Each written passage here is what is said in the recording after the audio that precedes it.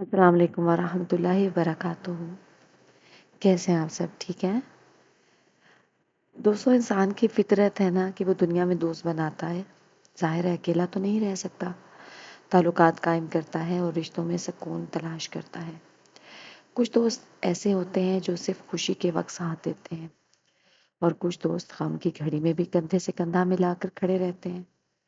لیکن سوال یہ ہے کہ کیا یہ دوستی صرف دنیا تک محدود ہے؟ کیا قبر کے اندھیروں میں، قیامت کی ہولناکیوں میں اور پلسرات کی سختیوں میں بھی یہی دوست ہمارے ساتھ ہوں گے کیا؟ اللہ تعالیٰ نے قرآن مجید میں ایک عظیم حقیقت بیان فرمائی ہے۔ اس دن دوست ایک دوسرے کے دشمن بن جائیں گے سوائے متقیوں کے۔ یہ آیت مبارکہ ہمیں بتاتی ہے کہ آخرت کے دن دنیاوی دوستیاں بیکار ہو جائیں گی۔ وہ دوست جو دنیا میں گناہوں کی طرف بلاتے تھے، غفلت میں ڈالتے تھے یا دین سے غافل کرتے تھے، وہ دوست قیامت کے دن سب سے بڑے دشمن ثابت ہوں گے۔ اس دن صرف وہی دوستی فائدہ دے گی جو اللہ کی محبت پر، دین کی بنیاد پر اور تقوی کے رشتے پر قائم کی گئی ہوں۔ حضرت علی رحمۃ اللہ علیہ کا قول ہے، دوست وہی ہے جو تمہیں آخرت میں بھی فائدہ دے، ورنہ وہ صرف نام کا دوست ہے۔ آج کے دور میں ہم زیادہ تر دوست دنیاوی مفاد کے لیے بناتے ہیں۔ کوئی دولت کی وجہ سے قریب آتا ہے، کوئی شہرت کی وجہ سے، اور کوئی وقتی فائدے کے لیے۔ لیکن یاد رکھیے، آخرت کے سفر میں یہ سب رشتے ٹوٹ جائیں گے۔ وہاں دولت، شہرت اور دنیاوی مفاد کوئی معنی نہیں رکھیں گے۔ وہاں صرف وہی دوست ساتھ ہوگا جو دنیا میں آپ کو نماز کی یاد دلائے، قرآن پڑھنے پر ابھارے، نیکی کی دعوت دے اور برائی سے روکے۔ رسول اکرم صلی اللہ علیہ وسلم نے فرمایا، انسان اپنے دوست کے دین پر ہوتا ہے، لہٰذا تم میں سے ہر شخص دیکھے گا کہ وہ کس کو دوست رکھتا ہے۔ اس حدیث مبارکہ میں کتنی بڑی نصیحت چھپی ہے۔ دوست کا اثر اتنا گہرا ہے کہ انسان کا دین بھی اس پر منحصر ہو سکتا ہے۔ اگر دوست نیک ہے تو وہ آخرت میں نجات کا ذریعہ بنے گا، اور اگر دوست بدعمل ہے تو وہ بربادی کا سبب ہوگا۔ یہاں ایک اہم نقطہ سمجھنا ضروری ہے کہ آخرت کے دن ہر شخص اپنی فکر میں ہوگا، کوئی کسی کے گناہ نہیں اٹھائے گا۔ لیکن اگر کسی نے دنیا میں اللہ کے دین کے لیے، تقوی کے رشتے کے لیے اور نیکی کی بنیاد پر دوستی کی ہے تو وہ دوستی قیامت میں سب سے زیادہ قیمتی سرمایہ ہوگی۔ اسی لیے علماء کرام فرماتے ہیں کہ دوست وہی ہے جو قبر میں تمہارے لیے دعا کرے اور قیامت میں تمہاری نجات کا سبب بنے۔ اگر کسی نے دنیا میں اللہ کے دین کے لیے، تقوی کے رشتے کے لیے اور نیکی کی بنیاد پر دوستی کی ہے تو وہ دوستی قیامت میں سب سے قیمتی سرمایہ ہوگی۔ قرآن و حدیث کی روشنی میں ہمیں یہ بار بار سبق ملتا ہے کہ آخرت میں فائدہ دینے والی دوستی صرف اور صرف تقوی اور ایمان پر قائم رہتی ہے۔ دنیاوی مفاد پر مبنی رفاقتیں قیامت کے دن بوجھ بن جائیں گی۔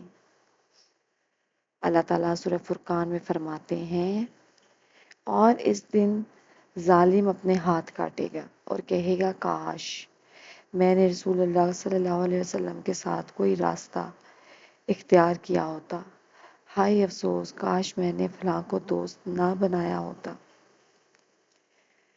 یہ آیت ہمیں ایک ڈرا دینے والا منظر دکھاتی ہے کہ آخرت میں کچھ لوگ اپنے دوستوں پر افسوس کریں گے۔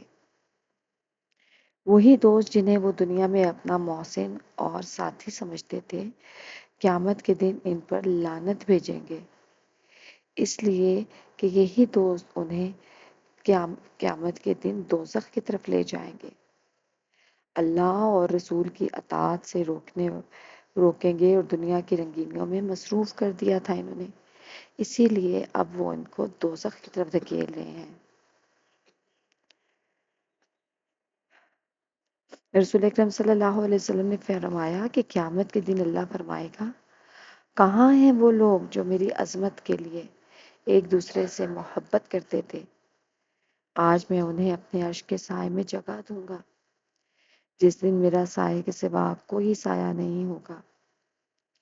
یہ حدیث مبارکہ کتنی بڑی خوشخبری ہے کہ وہ دوستی جو اللہ کے لیے ہو، آخرت میں سایہ اور سکون کا ذریعہ بنے گی۔ نیک دوست کی پہچان کیا ہے؟ 3 پہچان ہوتی ہیں۔ جب آپ اسے دیکھیں تو اللہ یاد آئے، جب آپ اس سے بات کریں تو دین کی بات ہو، اور جب آپ اس کے ساتھ وقت گزاریں تو ایمان میں اضافہ ہو۔ یہی دوست آخر میں سب سے زیادہ نفع پہنچائے گا۔ تاریخ اسلام میں بے شمار مثالیں موجود ہیں۔ حضرت عمر بن خطاب، حضرت ابوبکر صدیق کی دوستی سب سے نمایاں ہے۔ دونوں ایک دوسرے کے لیے نیکی کا ذریعہ بنے۔ نبی کریم صلی اللہ علیہ وسلم نے بھی فرمایا کہ اگر میں کسی کو اپنا خاص دوست بناتا تو وہ ابوبکر ہوتا۔ اسی طرح حضرت سلیمان فارسی اور حضرت ابو درہ رضی اللہ عنہ کی دوستی تقوی پر مبنی تھی۔ حضرت ابو درہ دنیاوی زاہد میں زیادہ مشغول تھے، تو حضرت سلیمان رضی اللہ عنہ نے انہیں یاد دلایا کہ تمہارے جسم کا بھی تم پر حق ہے، تمہاری آنکھوں کا بھی حق ہے، اور تمہاری بیوی کا بھی حق ہے۔ یہ نصیحت ایک سچے دوست کی پہچان ہے جو آخرت کے فائدے کے لیے دنیا میں رہنمائی کرتی ہے۔ حدیث میں آتا ہے کہ گناہوں کے کاموں میں ساتھ دینے والا دوست دراصل سب سے بڑا دشمن ہے۔ قیامت کے دن یہی لوگ ایک دوسرے کو لعنت کریں گے۔ ایک موقع پر رسول اکرم صلی اللہ علیہ وآلہ وسلم نے فرمایا، برا ہے وہ دوست جسے دیکھ کر اللہ یاد نہ آئے اور جس کی بات سے دین کا فائدہ نہ ہو۔ دنیا میں نیک دوست کا سب سے بڑا فائدہ یہ ہے کہ وہ آپ کو ہر وقت آخرت کی یاد دلاتا ہے، آپ کے گناہوں پر پردہ ڈالتا ہے لیکن اصلاح بھی کرتا ہے، آپ کے دکھ کو اپنا دکھ سمجھتا ہے اور آپ کے لیے دعا کرتا ہے۔ یہ وہ دوست ہے جو دنیا میں بھی آپ کے کام آتا ہے اور قبر و آخرت میں بھی۔ نیک دوست کے ساتھ رہنے سے ایمان میں اضافہ ہوتا ہے۔ رسول اکرم صلی اللہ علیہ وسلم نے فرمایا، نیک اور برے دوست کی مثال عطر بیچنے والے اور لوہار کی مانند ہے۔ یعنی نیک دوست سے کم از کم خوشبو ضرور ملے گی اور برا دوست دھواں اور نقصان ہی دے گا۔ نیک دوست دنیا میں بھی دعا کرتا ہے اور مرنے کے بعد بھی۔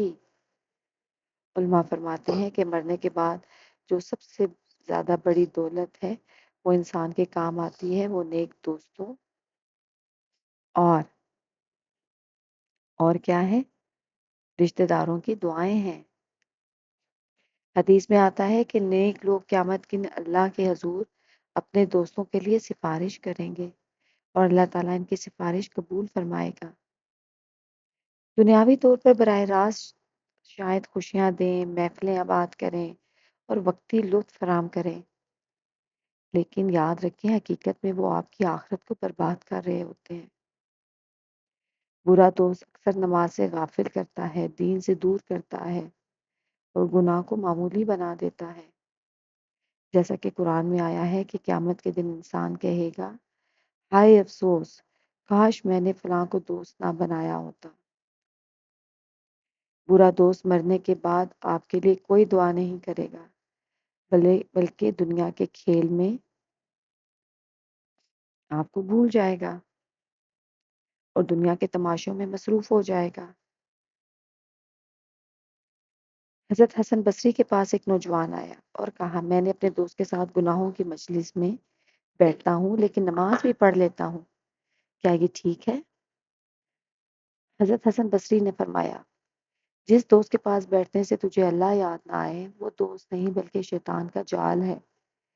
اسی طرح حضرت لقمان حکیم نے اپنے بیٹے کو نصیحت کرتے ہوئے کہا، بیٹا نیک لوگوں کی صحبت اختیار کرو کیونکہ وہ زمین پر بارش کی طرح ہیں، جب وہ برستے ہیں تو سب کو فائدہ پہنچتا ہے۔